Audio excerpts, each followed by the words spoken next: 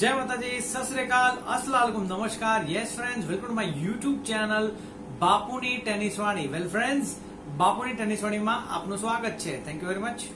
Who is back and yes I was of from બાપુની tennis વાણી। 4-5 દિવસ માટે હું બરોડા સિટીમાં નહોતો। યસ, હું વેકેશન મૂડમાં હતો।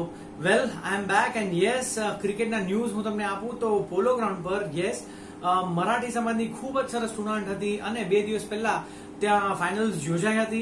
વેલ, તો વર્ધી વિનર્સ છે ઇલી group Fatehganj 11। Congratulations to you કે તમે ફાઇનલ્સમાં વિજેતા બન્યા।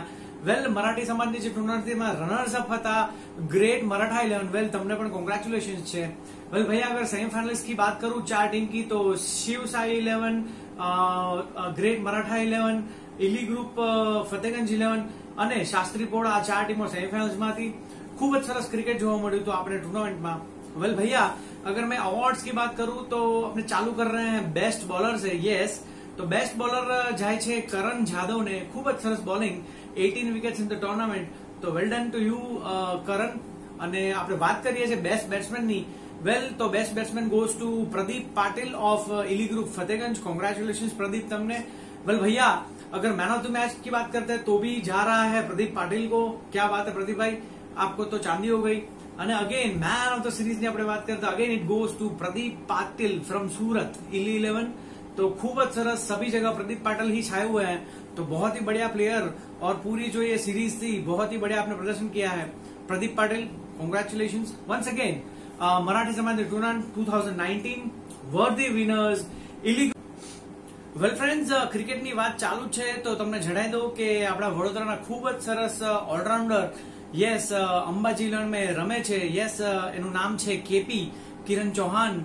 વેલ, તો એ રમવા ગયા હતા 10 મહેસાણામાં અને ખૂબ જ સરસ એમને પ્રદર્શન કર્યું હતું કેપીએ। યસ, અને he got best bowler from the tournament. Runners up થઈ હતી એમની ટીમ ફાઇનલ્સમાં જોકે, but all over the tournament કેપીની ખૂબ જ સરસ બોલિંગ હતી અને ભારે બોલ પર એમને ઇન ટોટલ 14 વિકેટ લીધી હતી પૂરી ટુર્નામેન્ટમાં।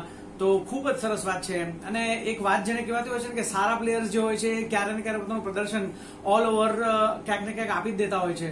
તો વન્સ અગેન એવું જ કંઈક બન્યું હતું। Best bowler Kiran Chauhan KP at 10 Mehsana.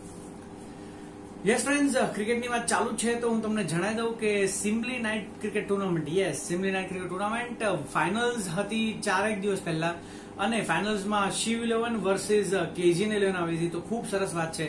વેલ ભૈયા, તો તમને જણાવું કે 12 ઓવર્સમાં શિવ 11 89 રન્સ જેવા કર્યા હતા અને રિપ્લાયમાં શિવ 11 સ્કોર ચેસ કર્યો હતો। વેલ, મારી પાસે અમુક જે ફોટોઝ છે એ પણ હું શેર કરતો રહીશ। વન્સ અગેન શિવ 11 તમે વર્ધી વિનર્સ હતા, તો કોંગ્રેચ્યુલેશન્સ છે તમને। અને KGN 11 you also very well played at in the finals. Well ભૈયા, તો અવોર્ડ્સ ની હું તમને વાત કરું તો મેન ઓફ ધ મેચ છે પપ્પુ। ખૂબ જ સરસ બેટિંગ કરી હતી ફાઇનલ્સમાં।